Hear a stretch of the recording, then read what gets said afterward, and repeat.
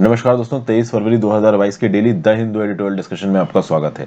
कौन कौन सी न्यूज़ आज डिस्कस करेंगे? तो पहली है, a new measure of inflation is brewing on the horizon.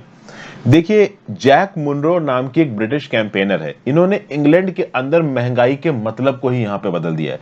जैसा कंज्यूमर प्राइस इंडेक्स नाम का इन्फ्लेशन इंडिया के अंदर है, जो कि आपकी महंगाई को बताता है, वैसा ही एक इंडेक्स आपका यूके के अंदर है।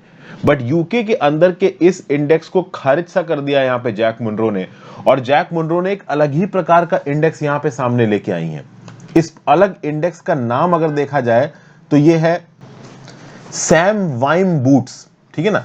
तो ये वाइम्स बूट्स इंडेक्स नाम का एक नया इंडेक्स यहाँ पे जैक मुनरो लेके आ रही है, और इस इंडेक्स के अंदर ओवरऑल एक्चुअल में ग्राउंड लेवल पे जिस महंगाई को झेल रही है ब्रिटिश की आम जनता, उसके बारे में यहाँ पे बातचीत की गई है। अच्छा आर्टिकल है, इस आर्टिकल को यहाँ पे समझने की कोशिश करेंगे। इंटरनेशनल इकोनॉमिक्स में काम न्यूज आपको काम आएगी। कल की डेट में अगर ये वाइम्स बूट्स इंडेक्स बहुत फेमस हो जाता है तो हो सकता है बाकी कंट्रीज भी इसको अडॉप्ट करने लगे। सोचिए, सीपीआई कंज्यूमर प्राइस इंडेक्स का एक अल्टरनेटिव यहाँ पे निकल के आ रहा है। इस आर्टिकल को ढंग से समझेंगे। फिर next, a class for itself. Kerala के अंदर जो भी मिनिस्टर्स हैं, उन मिनिस्टर्स का अपना पर्सनल स्टाफ होता है। देखिए, जहां पे भी मिनिस्टर्स है, पर्सनल स्टाफ तो होगा ही, ठीक है ना। क्यों? क्योंकि एक मिनिस्टर को बहुत से काम होते हैं उसकी मिनिस्ट्री के। मान लो अर्बन सैनिटेशन मिनिस्टर है, तो अर्बन सैनिटेशन का मिनिस्टर है, तो भाई अलग अलग जगहों पे सफाई वगैरह में क्या कर रहा है, म्यूनिसिपैलिटीज कैसे काम कर रही हैं, तो ये काम अकेला मिनिस्टर थोड़ी ना करेगा। बहुत सा फाइल वर्क मूव करता है मिनिस्ट्री के अंदर, जिसको पर्सनल स्टाफ टेकअप करता है। तो केरला के अंदर मिनिस्टर्स का जो पर्सनल स्टाफ है ना, उसको दी जाती है पेंशन। अब गवर्नमेंट सर्वेंट्स की पेंशन अब नहीं दी जा रही, लेकिन केरला के पर्सनल जो स्टाफ है उसकी ये क्या नाम से पेंशन यहां पे दी जा रही है। तो केरला के जो गवर्नर है आरिफ मोहम्मद खान, इन्होंने ओपनली यहां पे बोल दिया कि भाई ये पेंशन केरला के मिनिस्टर्स के पर्सनल स्टाफ को क्यों दी जा रही है। गवर्नमेंट एम्प्लॉयज भी सरकार का काम कर रहे हैं, एक प्रकार से मिनिस्टर एक सरकारी पोस्ट है, तो जो उसके पर्सनल स्टाफ है वो भी सरकारी काम कर रहे हैं, तो आप इनको अलग से पेंशन क्यों बांट रहे हो। तो इस रिस्पेक्ट को लेके केरला में आरिफ मोहम्मद खान साहब ने एक ऐसी डिबेट को छेड़ दिया है जो कि ओवरऑल पब्लिक परसेप्शन चेंज कर सकती है सरकार का। अब सोचिए, एक तरफ केरला की पब्लिक है जिसके पास खाने पीने की प्रॉब्लम्स है, अनएम्प्लॉयड यूथ है, और वो ये देख रहा है कि मिनिस्टरों के जो पर्सनल स्टाफ है उसको पूरी जिंदगी पेंशन मिलती है 3,500 रुपए प्रति महीने की, और फिर डीआरएस अलाउंस भी मिलता है। तो ये पूरी की पूरी न्यूज क्या है, केरला की सरकार का यहाँ पे स्टैंड क्या है, इन सब चीजों को यहाँ पे समझने की कोशिश करेंगे। फिर आज के करंट अफेयर्स में मैंने आपको बताया कि डॉनबास रीजन, जिसमें डोनेट्स और लुहांस्क नाम के रीजन आते हैं, इनको रिकॉग्निशन दे दिया है पुतिन ने। इस रिकॉग्निशन से क्या आउटकम निकल के आएगा, इस पर्टिकुलर न्यूज को यहाँ पे समझने की कोशिश करेंगे। इंडिया की पोजीशन कौन से बेसिस पे रेस्ट कर रही है, इन सब चीजों को यहाँ पे देखेंगे। फिर अगला आर्टिकल मैं जो आपके साथ डिस्कस करूंगा वो है रेगुलेशन नॉन प्रोहिबिशन। कर्नाटका की हाई कोर्ट ने एक वर्डिक्ट दिया 14 फरवरी को कि गेम्स ऑफ चांस और गेम्स ऑफ स्किल्स अलग है। तो कर्नाटका की सरकार ने जो ऑब्वियसली सारे ऑनलाइन गेम्स को एक गेम ऑफ चांस बता दिया था, गैम्बलिंग से कंपेयर कर दिया था, वो गलत है। तो जरूरत यह है कि अलग अलग राज्य की सरकारें ऑनलाइन गेमिंग इंडस्ट्री को मॉडरेटली रेगुलेट करें, ना कि एक आउटराइट बैन उसके ऊपर लगाए। उसकी बहुत सी वजह है। पहली वजह तो यह है कि जो भी कोर्ट जजमेंट सुप्रीम कोर्ट का 1950s में आया था वो बहुत हद तक इररेलेवेंट हो चुका है। अगर आपको याद हो, मैंने पहले भी आपको पढ़ाया है, 1950s में चमर बॉग वाला केसेस सुप्रीम कोर्ट में डिसाइड हुए थे, जिसमें ओवरऑल ये जो गैम्बलिंग है, गैम्बलिंग में गेम ऑफ चांस और गेम ऑफ स्किल्स के बीच में सेग्रीगेशन किया गया था। और इसी जजमेंट के हिसाब से रिसेंटली हाई कोर्ट जजमेंट दे रही है। अब सुप्रीम कोर्ट का जजमेंट पुराना हो गया है। पुराना हो गया इसका मतलब ये नहीं कि आज की डेट में आप ऑनलाइन गेमिंग इंडस्ट्री को बिल्कुल ही प्रोहिबिट कर दोगे, ये सही नहीं है। क्योंकि बहुत सारे इंटरनेशनल इन्वेस्टर्स ने पैसा इन्वेस्ट किया है online gaming industry of India में, तो इसको मॉडरेटली रेगुलेट करने की जरूरत है। आउटराइट बैन लगाना यहां पे सही नहीं है। इस व्यू पॉइंट के बारे में बातचीत हो रही है, इस पर्टिकुलर आर्टिकल को हम लोग यहाँ पे डिस्कस करेंगे। तो ये 4 आर्टिकल्स हम लोग यहाँ पे डिस्कस करने वाले हैं। आगे बढ़ने से पहले वीडियो पे लाइक का बटन, दोस्तों चैनल को अब तक शेयर और सब्सक्राइब नहीं किया तो कर दीजिए, इंस्टाग्राम पे फॉलो कर लीजिए, टेलीग्राम ग्रुप ज्वाइन कर लीजिए। दोनों ही चीजों का लिंक नीचे डिस्क्रिप्शन बॉक्स में दे रखा है। And if you can help, please help by clicking the join button. चलिए next, traditional statistical practices could be getting redefined as an initiative by British campaigner Jack Munro says. देखिए यहां पे क्या बताया जा रहा है। लगभग 3 डेकेड्स पहले कंज्यूमर प्राइस इंडेक्स के बारे में ऑथर ने सीखा था। अतानु बिस्वास जी अपनी स्टोरी बता रहे हैं, और इस स्टोरी में ये बता रहे हैं कि जब इन्होंने कंज्यूमर प्राइस इंडेक्स के बारे में सीखा, तो हमें पता है कंज्यूमर प्राइस इंडेक्स में कुछ सिलेक्टेड गुड्स एंड सर्विसेज की प्राइस की मूवमेंट को नापा जाता है।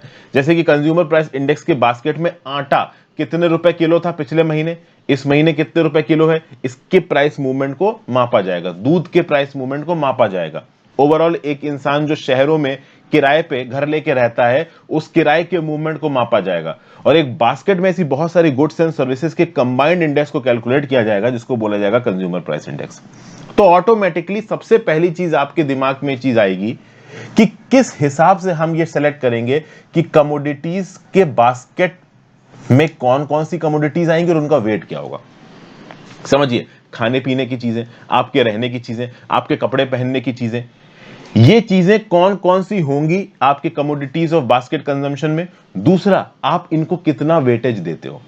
ठीक है, ये कौन डिसाइड करेगा, ये ऑटोमेटिकली उस हर इंसान के दिमाग में आएगा जो बेसिक इकोनॉमिक्स पढ़ रहा है।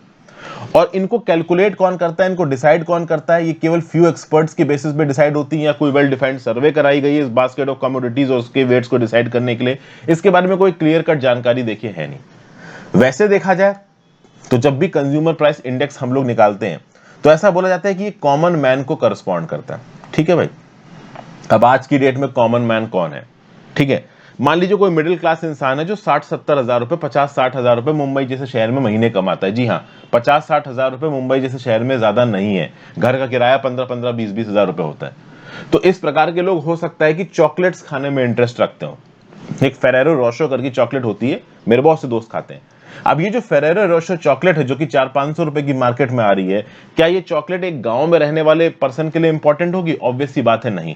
तो क्या ये चॉकलेट सीपीआई की बास्केट में जोड़ी जाएगी या नहीं जोड़ी जाएगी, इस बात को लेकर अलग अलग लोगों के डाइवर्स व्यू पॉइंट्स हो सकते हैं।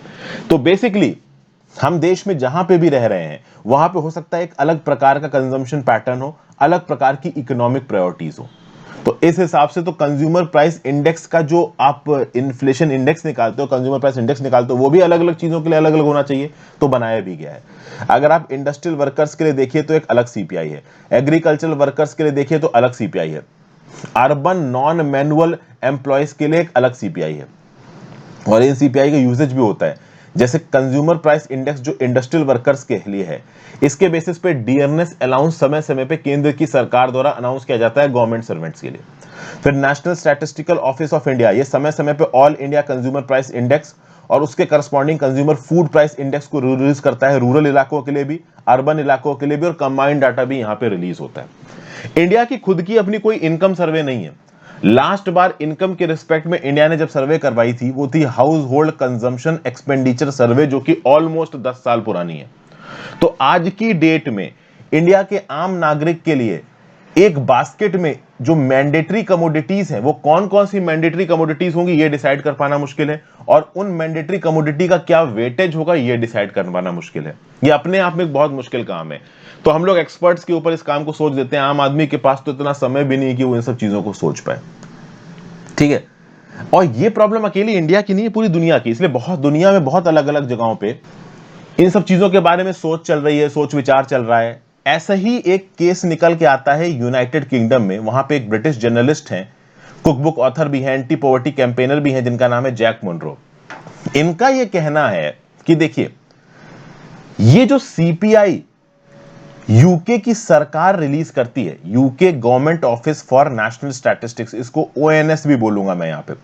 यूके की सरकार का जो ऑफिस फॉर नेशनल स्टैटिस्टिक्स है, जैसे इंडिया के अंदर नेशनल स्टैटिस्टिकल ऑर्गेनाइजेशन है, यूके के अंदर है office for national statistics, ONS. तो यूके की सरकार रिलीज करती है सीपीआई, कंज्यूमर प्राइस इंडेक्स। अब ये जो कंज्यूमर प्राइस इंडेक्स में कंज्यूमर गुड्स एंड सर्विसेज के कॉस्ट बताए जा रहे हैं, ये ओवरऑल ग्राउंड लेवल पे यूके की जनता जो महंगाई झेल रही है उसको डिस्प्ले नहीं करते हैं, ऐसा जैक मुनरो यहां पे बोल रही हैं। कैसे बोल रही हैं इसको समझने की कोशिश करते हैं। जैक मुनरो ने अपना खुद का इंडेक्स यहां पे रिलीज किया। जी हां, सीपीआई जो है, कंज्यूमर प्राइस इंडेक्स जो है यूके का, सरकार के हिसाब से, ओएनएस के हिसाब से, वो दिसंबर 2021 में 5.4% था। वैसे देखा जाए तो पहले की सीपीआई से बहुत ज्यादा है, पिछले 30 सालों में महंगाई बहुत ज्यादा है। लेकिन जैक मुनरो बोल रही है कि ये 5.4% एक्चुअली में यूके की जनता की प्रॉब्लम को डिस्प्ले नहीं कर रहा है। एक्चुअली में जो इन्फ्लेशन है वो यूके में बहुत ज्यादा है। किस हिसाब से ये बता रही हैं, तो देखिए, जैक मुनरो का बोलना है, जैसे कि अगर आप यूके की करेंसी देखो तो वो है पाउंड्स। एक पाउंड के अंदर 100 पेंस होते हैं, PENC। तो इनका ये बोलना है कि भाई अभी से इनके जो लोकल सुपरमार्केट है जहां पे ये रहती थी जैक मुनरो, वहां पे पिछले साल 1 किलोग्राम जो चावल था वो मिलता था 45 पेंस का, 45 पेंस का 1 kg राइस मिलता था। और अभी के लिए 500 ग्राम राइस 1 पाउंड का मिल रहा है। पिछले साल 1 किलोग्राम 1 kg चावल 45 पेंस का मिलता था, 45 पेंस का, और इस साल 500 ग्राम चावल, आधा किलो चावल 1 पाउंड का मिल रहा है। मतलब चावल के दाम में पिछले एक साल में बढ़ोतरी हुई है 344% की। अब आप समझो, जब महंगाई बढ़ेगी एक लिमिट से ज्यादा और लोगों के पास जेब में पैसा नहीं है, तो जो लोगों के लिए मोस्ट इंपॉर्टेंट कमोडिटीज का नंबर है ना, वो कम हो जाएगा। मैं क्या कहने की कोशिश कर रहा हूं आप समझिए। जैसे फॉर एग्जांपल मैं हूं, अब नॉर्मल कोर्स में मैं चावल खाता हूं, दाल खाता हूं, थोड़ा सा चिकन खाता हूं, 4-5 चीजें आप जोड़ दो, फ्रूट्स में एप्पल खाता हूं, 6-7 चीजें हो गई। अब मान लो हर चीज के दाम बहुत बढ़ गए हैं, चावल का दाम 300% बढ़ गया, दाल का दाम 200% बढ़ गया, आलू का दाम 500% बढ़ गया, फिर मान लो कि मैं चिकन खा रहा हूं उसका दाम 300% बढ़ गया। तो अब दाम जब ज्यादा बढ़ जाएंगे तो मेरे पास तो पैसे कम है, ऊपर से पैंडेमिक के चलते कमाई और कम हो गई है। तो मैं क्या करूंगा कि कुछ चीजें अपने कंजम्पशन बास्केट में कम कर दूंगा। तो मैं बोलूंगा कि भाई चिकन तो मैं नहीं खा पाऊंगा, दाल चावल तो आदमी छोड़ नहीं सकता भाई, बेसिक खाना तो उसको चाहिए, तो मैं चिकन साइड हटा दूंगा। मतलब मेरी बास्केट में जो इंपॉर्टेंट कमोडिटीज हैं उनके नंबर हो जाएंगे कम, मैं कम चीजों में अपना गुजर बसर करूंगा। तो पहली चीज तो यहां पे जैक मुनरो ये पॉइंट आउट करनी है कि जब महंगाई बढ़ जाती है और इंसान की जेब में पैसे कम होते हैं, जो कि अभी के लिए कम हुए हैं पैंडेमिक के समय में, ठीक है, तो ऐसे सिचुएशन में जो बास्केट ऑफ कमोडिटीज है उनके अंदर इंपॉर्टेंट चीजों के नंबर घट जाते हैं लोगों के लिए। दूसरा, जो बिल्कुल बेसिक चीज है उनके कंजम्पशन में इंडिविजुअल को पैसा ज्यादा खत्म करना पड़ता है। और इन सारे फैक्टर्स को ये जो ONS कैलकुलेशन है आपका यूके की सरकार का, वो कवर नहीं करता है। यूके की सरकार के अगर आप CPI की बात करो तो यूके की सरकार की CPI में क्या क्या आता है, तो भाई रहने का खर्चा, वाइन का खर्चा, चिकन वगैरह का खर्चा। तो नंबर ऑफ जो कमोडिटीज हैं CPI बास्केट में जो कि ONS रिलीज करता है, वो कमोडिटीज बहुत ज्यादा है। एक्सट्रीम आप कह लो सरकमस्टांसेस में जब लोगों के पास पैसे कम है, चीजों के दाम ज्यादा बढ़ रहे हैं, तब ओवरऑल बास्केट जिनकी रिक्वायरमेंट है लोगों की वो कम हो जाती है, खर्चा बढ़ जाता है। इसलिए ONS जो कि सरकार रिलीज कर रही है वो सच में, अब जैसे फॉर एग्जांपल वाइन है, वाइन इंसान नहीं खरीद पाएगा जब उसकी जेब में पैसा नहीं है। चिकन, लैम्ब वगैरह ये सब नहीं खरीद पाएगा। अब ये लैम्ब, चिकन, ये सब कहीं ना कहीं CPI बास्केट यूके में आता है। इसीलिए मिस मुनरो यहां पे बोल रही हैं कि जो ONS इंडेक्स रिलीज करता है CPI का, this is no more relevant. और इसीलिए मिस्टर मुनरो ने अपना खुद का यहां पे एक इंडेक्स निकाल दिया है और इस इंडेक्स को नाम दिया गया है वाइम्स बूट्स इंडेक्स। और इस वाइम्स बूट्स इंडेक्स में एक्चुअली में ग्राउंड लेवल पे एसेंशियल आइटम्स के जो चार्जेस हैं वो कितने बदल रहे हैं, इसको ये यहां पे डॉक्यूमेंट कर रही हैं और कुछ एडिशनल ऑब्जर्वेशंस दे रही हैं। एडिशनल ऑब्जर्वेशंस यहां पे क्या दिए जा रहे हैं, एक्चुअली में यहां पे इन्फ्लेशन के बेसिक मतलब को समझना जरूरी है। यहां पे ओवरऑल 1993 की एक नॉवल है man eight arms, okay, discovered नाम की सीरीज में मैन एट आर्म्स नाम का एक नॉवल लिखा था राइटर सर टेरी प्रेटचेट ने। और सर टेरी प्रेटचेट ने क्या बोला कि देखिए, अगर आप एक अमीर इंसान को एक गरीब इंसान के सामने रखो, एक रिच इंसान है, एक पुअर इंसान है, अब ये रिच इंसान और पुअर इंसान को जूते खरीदने, जो रिच वाला इंसान है हो सकता है वो $50 के लेदर के जूते खरीद ले, जो पुअर वाला इंसान है इसके पास पैसे नहीं है कि वो $50 के जूते खरीद पाए, तो वो $10 के जूते ही खरीदेगा। अब प्रॉब्लम यह है कि जो पुअर इंसान ने $10 के जूते खरीदे हैं उसकी क्वालिटी कम है, ये जूते अगले कुछ महीनों में फट जाएंगे, हो सकता है इनके नीचे से छेद हो जाए, पानी वगैरह लीक करने लगे स्नोफॉल में और रेन के मौसम में, ये किसी पर्टिकुलर इंडिविजुअल के लेग्स को बचा ना पाए और ये जूते जल्दी डिस्कार्ड करने पड़ेंगे $10 वाले। वहीं पे जो $50 के जूते रिच खरीद रहे हैं, ये $50 के जूते सालों साल चलेंगे, ये लीक भी नहीं करेंगे, आपके लेग्स को प्रोटेक्ट करेंगे पानी से। तो over the course of time ये $50 के जूते 4 से 5 साल चलेंगे और हो सकता है $10 वाले जूते 1 साल भी ठीक से ना चल पाए। तो अगले 5 सालों में, 5 से 6 सालों में ओवरऑल एक अमीर आदमी अच्छे जूते भी पहनेगा, अपने आप को अच्छी तरीके से प्रोटेक्ट भी करेगा और उतने ही पैसे खत्म करेगा जितने पैसे वो पुअर इंसान खत्म कर रहा है अगले 5 साल में। जो कि पुअर इंसान के जो जूते हैं वो 6 महीने से 1 साल में खराब हो जाएंगे, तो $10 के जूते वो पुअर इंसान बार बार खरीदता फिरेगा, तो हो सकता है $50 से ज्यादा खर्चा हो जाए और वही $50 का जूता वो रिच इंसान एक लंबे समय तक चला रहा होगा। तो इसका क्या मतलब निकल के आता है, मतलब ये निकल के आता है कि जो पुअर है वो अपफ्रंट $50 के जूते अफोर्ड नहीं कर सकता है, लेकिन एक्चुअली में $10 के जूते खर्च करके वो एक्चुअली में खर्चा अपना टोटल $50 से ज्यादा का ही कर रहा है, लेकिन उसकी मजबूरी है, एक बार में $50 का जूता वो यहां पे अफोर्ड नहीं कर सकता है।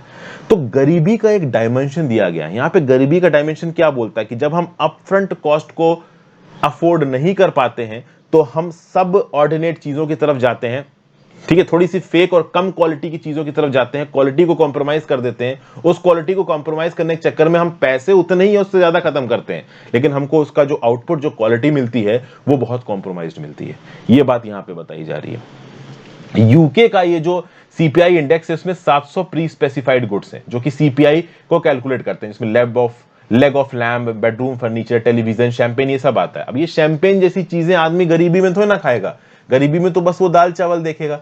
इसलिए यूके के पुअरेस्ट के सामने सच में कितनी बड़ी प्रॉब्लम है यहां पे इन्फ्लेशन की, इसलिए वाइम्स बूट्स इंडेक्स ये अल्टरनेटिव लेके आ रही है मुनरो यहां पे। इस अल्टरनेटिव को यूके के अंदर काफी इंपॉर्टेंस दी जा रही है। आगे आने वाले समय में अगर इस सच में इंडेक्स में दम हुआ तो हो सकता है कुछ और कंट्रीज भी इसको अडॉप्ट कर लें। तो यहां पे भाई केरला की सरकार के ऊपर इल्जाम लगाया जा रहा है कि ये पॉलिटिकल पैट्रोनेज दे रही है। देखिए हुआ क्या है, केरला में एक वेलफेयर स्कीम चलाई जाती है जिसमें बोला है कि जो मिनिस्टर्स हैं केरला की कैबिनेट के, उनका जो पर्सनल स्टाफ है, लगभग 1200 लोग इसमें काम कर चुके हैं, उनको पेंशन दी जाएगी और लाइफ टाइम पेंशन दी जाएगी। और अभी के लिए ऐसा बोला जा रहा है कि सारे बेनिफिशियरीज को आप काउंट करो पिछली सरकारों के, प्रेजेंट सरकार के, तो लगभग 1500 लोग ऐसे निकल के आते हैं जो कि मिनिस्टर के पर्सनल स्टाफ में काम कर चुके हैं, उनको लाइफ टाइम पेंशन दी जाएगी। अब इस पर्टिकुलर प्रैक्टिस के ऊपर उंगली उठा दी केरला के गवर्नर आरिफ मोहम्मद खान साहब ने। आरिफ मोहम्मद खान साहब ने बोला कि यह प्रैक्टिस अनकॉन्स्टिट्यूशनल है, कॉन्स्टिट्यूशनल मोरालिटी के अगेंस्ट है। इस प्रैक्टिस के हिसाब से हर साल 8 करोड़ रुपए केरला की सरकार खर्च करती है पेंशन देने में, और ये जो पर्सनल स्टाफ होता है ये ज्यादातर पॉलिटिकल एक्टिविस्ट हैं, ऐसा केरला के गवर्नर का बोलना है। इनको पेंशन मिल रही है लगभग 3550 रुपए प्रति महीने की, और साथ साथ डियरनेस अलाउंस भी मिल रहा है। अगर आप देखो तो 1959 में केरला की सरकार ने मिनिस्टर्स को यह आजादी दी कि आप 20 तक पर्सनल स्टाफ मेंबर्स अपने पास रख सकते हो, ठीक है ना भाई। अभी के लिए केरला के एक मिनिस्टर के पास यह आजादी है कि वो 30 तक पर्सनल स्टाफ अपने पास रख सकता है। 1959 में मिनिस्टर्स को आजादी दी गई थी कि 20 पर्सनल स्टाफ तक अपने पास रख सकते हो। ये 1994 में Congress led United Democratic Front की जब सरकार थी, तब इन्होंने एक एग्जीक्यूटिव ऑर्डर के थ्रू ये बोला कि विद इफेक्ट फ्रॉम 1982 मिनिस्टर्स का जो पर्सनल स्टाफ है उसको पेंशन दी जाएगी, ठीक है भाई। अब पहले ऐसा था भाई, देखिए शुरुआत में ऐसा हुआ कि अगर एज अ गवर्नमेंट एम्प्लॉय आपको पेंशन चाहिए तो आपको कम से कम 10 साल की सर्विस पूरी होनी चाहिए, लेकिन अगर आप मिनिस्टर के पर्सनल स्टाफ हो और आपने कम से कम 3 साल की सर्विस की है तो आप पेंशन के लिए एलिजिबल हो जाते हो। मतलब पहले क्या था कि अगर आप सरकारी नौकरी में गए केरला की, 10 साल तक आपने एटलीस्ट काम किया, उसके बाद आप रिटायर होते हो तो आपको पेंशन मिलेगी। अगर आप किसी मिनिस्टर के पर्सनल असिस्टेंट हो, पर्सनल उसके स्टाफ में हो, तो 3 साल तक अगर आपने नौकरी की तो आपको पेंशन मिल जाएगी। अब क्या है कि जो सरकारी नौकर है उनके लिए पेंशन की एलिजिबिलिटी मुश्किल हो रही है, लेकिन यहां पे जो मिनिस्टर का पर्सनल स्टांस है उसको सिर्फ 2 साल की एलिजिबिलिटी। मतलब आज की डेट में आप मान लो किसी केरला के मिनिस्टर के पर्सनल स्टाफ बनते हो और उस पोजीशन में आप 2 साल तक के लिए काम करते हो, तो उसके बाद अगर आप इस पोस्ट को छोड़ते हो तो भी आपको पेंशन दी जाएगी। और अगर आप गवर्नमेंट सर्वेंट हो तो आप कई सालों तक काम करते रहोगे, पेंशन के लिए एलिजिबल नहीं होगे। इनफैक्ट केंद्र की सरकार ने तो पेंशन बंद कर दी गवर्नमेंट एम्प्लॉयज की, यहां पर राज्य की सरकार की गवर्नमेंट्स की बात हो रही है। तो राज्य की सरकार के अंदर केरला में काम कर रहे हो, 10-15 साल तक काम करते रह जाओगे, उसके बाद पेंशन मिलेगी नहीं मिलेगी पता नहीं, चूंकि कभी भी नियम बदल सकता है। लेकिन अगर आप केरला के मिनिस्टर के अगर आप पर्सनल स्टाफ हो और 2 साल आपने काम कर लिया तो आप पेंशन के लिए एलिजिबल हो जाओगे। तो ये तो डिस्क्रिमिनेशन है ना। इस डिस्क्रिमिनेशन के ऊपर केरला के गवर्नर ने आवाज उठा दी कि भाई किस बेसिस पे आप मिनिस्टर के पर्सनल स्टाफ को यहां पे पेंशन दे रहे हो। लेकिन ये जो communist party of India, Marxist, इनकी जो लेफ्ट डेमोक्रेटिक सरकार है, ये लेफ्ट डेमोक्रेटिक फ्रंट की सरकार, इसने बोला है कि ये जो गवर्नमेंट की डिमांड है हम इसको नहीं मानेंगे, ये पेंशन स्कीम कंटिन्यू रहेगी। लेकिन अब समझिए, स्टेट के उन लोगों के बारे में सोचिए केरला के जिनके पास नौकरियां नहीं है, अंडर एम्प्लॉयड है। केरला के फाइनेंसेस के ऊपर अक्सर कर सवाल उठाए जाते हैं। केरला में इतनी ज्यादा वेलफेयर स्कीम चल रही है कि केरला के पास पैसा नहीं उन वेलफेयर स्कीम्स में खत्म करने के लिए, लेकिन खर्चा पूरा चालू है। तो आरिफ मोहम्मद खान साहब ने सवाल उठा दिया कि कौन से बेसिस पे ये 8 करोड़ का खर्चा आप सालाना पेंशन में कर रहे हो, जब गवर्नमेंट एम्प्लॉयज को ऐसी स्कीम नहीं मिल रही है तो मिनिस्टर्स के पर्सनल स्टाफ को आप कौन से बेसिस पे कर रहे हो। और ये मिनिस्टर का जो पर्सनल स्टाफ है, ये वैसे भी जो लोग जान पहचान के होते हैं, पॉलिटिकल वर्कर्स होते हैं, उन्हीं को यहाँ पे अपॉइंटमेंट मिलता है। कोई प्रॉपर एग्जाम के सेट थ्रू अपॉइंटमेंट का कोई सीन यहाँ पे दिख नहीं रहा। तो इसीलिए ओवरऑल केरला के अंदर एक प्रकार का पॉलिटिकल मूवमेंट सा चला रहे हैं गवर्नर मोहम्मद आरिफ खान, ये बोल के कि भाई ये जो केरला की सरकार ये जो आपका पेंशन्स में बांट रही है मिनिस्टर के पर्सनल स्टाफ को, ये अनकॉन्स्टिट्यूशनल है। अब प्राइमा फेसी अगर आप देखो तो जब सरकारी नौकर को पेंशन नहीं मिल रही है तो इनको किस बात की पेंशन मिल रही है। जो पॉइंट यहाँ पे आरिफ मोहम्मद खान साहब ने उठाया था, ये पॉइंट मेरे हिसाब से तो देखो बिल्कुल सही है। चूंकि अगर आप एक मिनिस्टर हो तो आप सरकार के लिए काम कर रहे हो, मतलब लोगों के लिए काम कर रहे हो, और आपको जो लोग असिस्ट कर रहे हैं आपका पर्सनल स्टाफ, वो भी लोगों के लिए काम कर रहे हैं, तो हुए तो वो गवर्नमेंट सर्वेंट। तो गवर्नमेंट सर्वेंट के लिए यूनिफॉर्म पेंशन रूल्स होने चाहिए। तो भाई आप मिनिस्टर के पर्सनल स्टाफ हो तो 2 ही साल बाद पेंशन मिलने लगेगी, और गवर्नमेंट सर्वेंट हो तो 15 साल तक भी पेंशन नहीं मिल रही, तो ये कौन सा लॉजिक हुआ। तो जो बात यहां पे उठाई गई है आरिफ मोहम्मद खान साहब के साथ, वो सही है। लेट्स सी कि केरला की सरकार इसके ऊपर कितना अमल करती है। ठीक है भाई। नेक्स्ट आर्टिकल है रशियन रिकॉग्निशन। ये काफी बर्निंग न्यूज हो गई। Putin actions are aimed at wresting from the west, guarantees against NATO expansion. तो ये न्यूज अब तक वायरल हो चुकी है। सुबह के करंट अफेयर्स में मैं आपको बता चुका हूं। रशियन प्रेसिडेंट व्लादिमीर पुतिन ने एक मेजर अनाउंसमेंट किया। डॉनबास रीजन के कुछ इनक्लेव्स, जिसको आप डोनेट्स और लोहांस्क बोलते हो ईस्टर्न यूक्रेन में, उनको ओवरऑल एक सेपरेट कंट्री बना दिया गया है। ठीक है भाई, मतलब Russia is no longer interested in talks, बातचीत में कोई भी इंटरेस्टेड नहीं है भाई। ना ही मिंस्क अकॉर्ड्स के इंप्लीमेंटेशन में रशिया इंटरेस्टेड है। ओवरऑल 2014 और 2015 में मिंस्क 1, मिंस्क 2 अकॉर्ड साइन हुए थे। इनमें बोला गया था कि डॉनबास इनक्लेव के लिए स्पेशल स्टेटस दिया जाएगा, लेकिन Russia is not happy with this special status. In fact mister Putin ने रशियन पीस कीपर्स, जो कि रशियन की आर्म्ड फोर्सेज हैं, इनको बोला है कि आप इन इलाकों में घुस जाओ और रशियन सेपरेटिस्ट की मदद करो।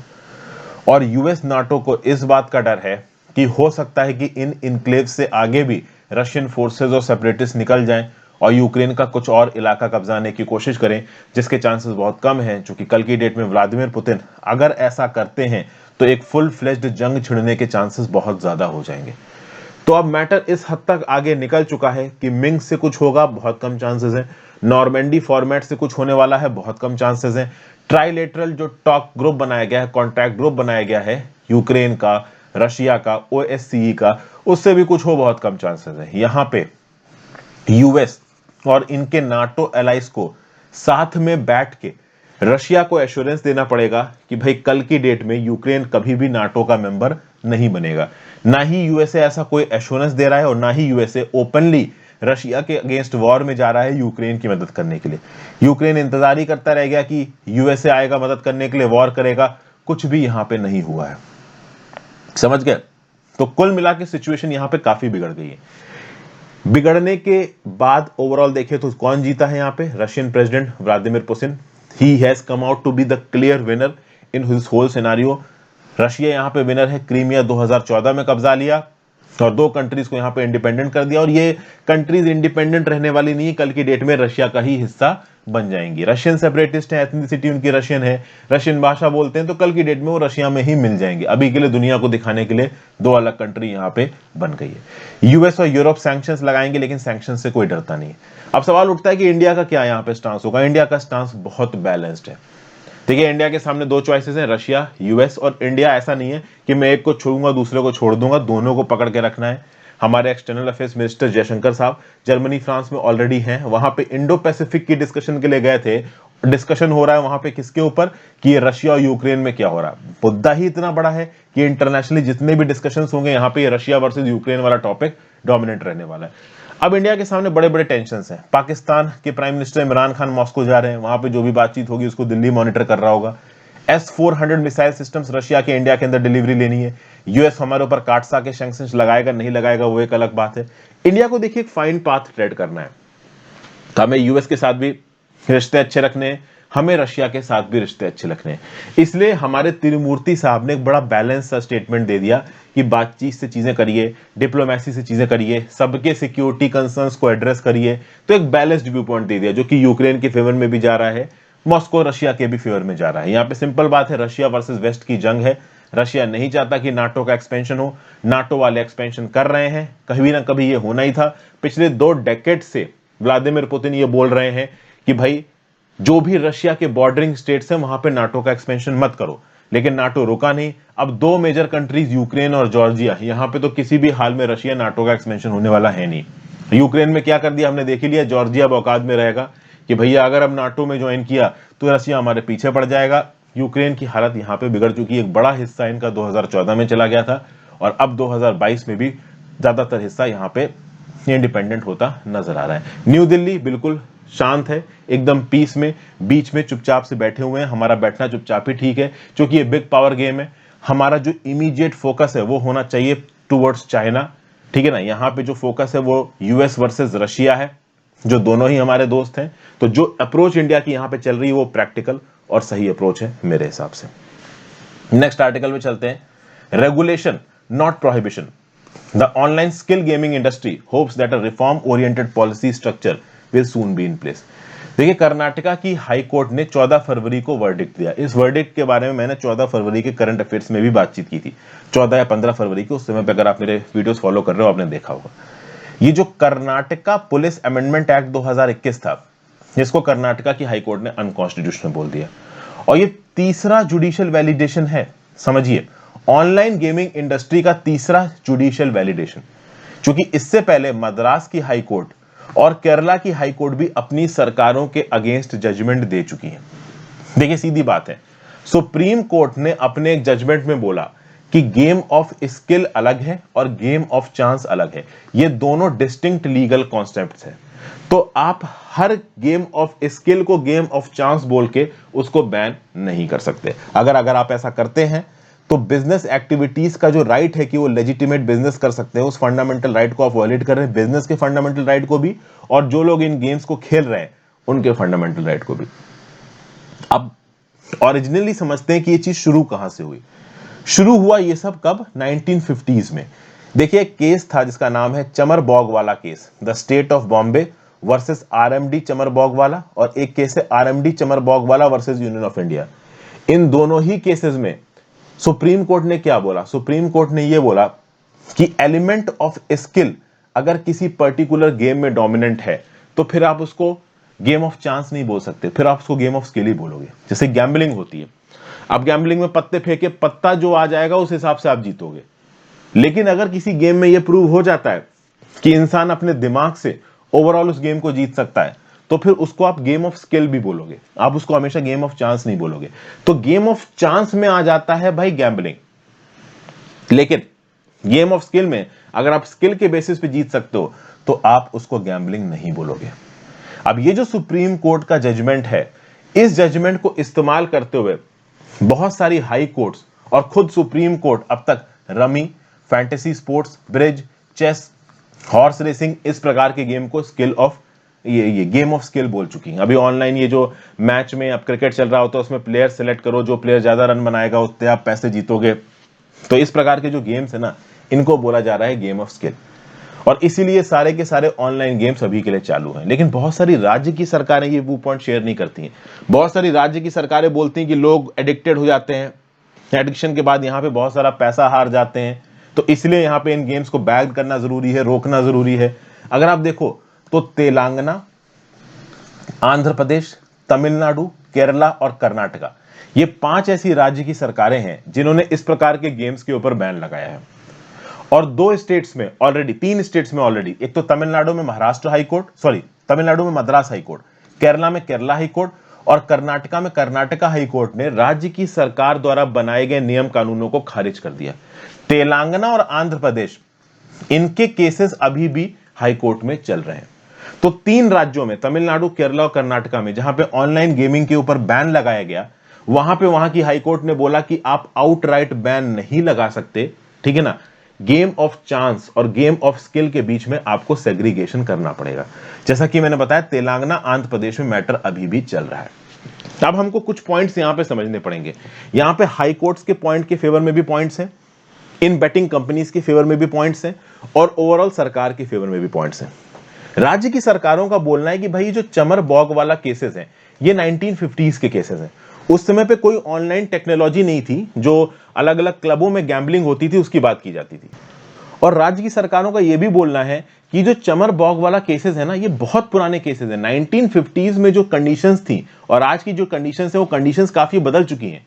अब आप इन दोनों कंडीशंस को मैच नहीं कर सकते, लेकिन सुप्रीम कोर्ट और हाई कोर्ट इन्हीं चमर बॉग वाला केसेस का रेफरेंस को देके ओवरऑल यहां पे जो जजमेंट्स हैं, मतलब जो स्टेट गवर्नमेंट द्वारा लिए गए डिसीजंस हैं, इनको ओवरटर्न कर रही। कर्नाटका की हाई कोर्ट ने तो ये तक बोल दिया कि भाई चमर बॉग वाला ज्यूरिस्प्रूडेंस सही है। उन केसेस में सुप्रीम कोर्ट ने जो भी बोला वो सही है, क्योंकि बहुत सारी हाई कोर्ट्स उन व्यू पॉइंट्स को असर्ट कर चुकी है। तो कुल मिला के राज्य की सरकार का ये जो कंटेंशन था कि भाई इन गेमों से सोशल इविल्स फैलते हैं, फाइनेंशियल डिस्ट्रेस होता है, लोगों के अंदर एडिक्शन आ जाता है, इसलिए हम इस सेक्टर को और ऑनलाइन गेम्स को बैन कर रहे हैं। इस कंटेंशन को ना ही केरला की हाई कोर्ट ने माना, ना ही मद्रास की हाई कोर्ट ने, और ना ही कर्नाटका की हाई कोर्ट ने। यहां पे अब जरूरत क्या है? जरूरत यह है कि एक पॉलिसी स्ट्रक्चर बनाया जाए और उस पॉलिसी स्ट्रक्चर में चेक्स और बैलेंसेस हो, आउटराइट बैन ना हो। अभी भी ऑनलाइन स्किल गेमिंग इंडस्ट्री को रेगुलेट किया जा सकता है। राज्य की सरकारों की ताकत कम नहीं हुई है, राज्य की सरकारों के आउटराइट बैन को ओवरटर्न किया गया है। लेकिन राज्य की सरकारें नियम कानून बना सकती हैं, राज्य की सरकारें अभी भी ऑनलाइन गेमिंग इंडस्ट्री को रेगुलेट कर सकती हैं। रेगुलेशन की ताकत अभी भी राज्य की सरकार के पास है। फिर अगर आप देखो तो केंद्र की सरकार ने यूनियन बजट में पैसा एलोकेट किया एनिमेशन के लिए, विजुअल इफेक्ट के लिए, गेमिंग के लिए, कॉमिक्स प्रमोशन टास्क फोर्स यहां पे सेटअप की गई है।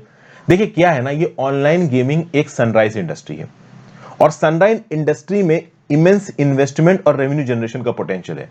ये सेक्टर अभी 40,000 लोगों को नौकरी देता है। ये गेमिंग इंडिया में धीरे धीरे करके बढ़ रही है। आगे आने वाले समय में अगर ये सेक्टर बढ़ता है तो केवल लोगों को नौकरियां नहीं मिलेंगी, इस गेमिंग सेक्टर से एसोसिएटेड और सेक्टर्स बढ़ेंगे, जो कि गेम्स को बनाने के लिए सेमीकंडक्टर्स लगते हैं, टेलीकॉम, फिनटेक, एनिमेशन, ग्राफिक्स, ये भी बढ़ेगा।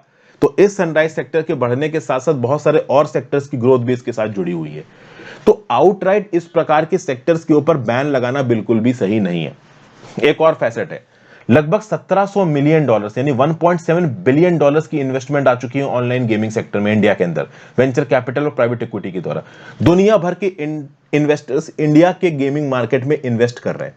अब ऐसे समय पे अगर राज्य की सरकार आउटराइट बैन लगाएगी तो ये जो ग्लोबल इन्वेस्टर्स हैं, इनका कॉन्फिडेंस इंडियन मार्केट में कम होगा।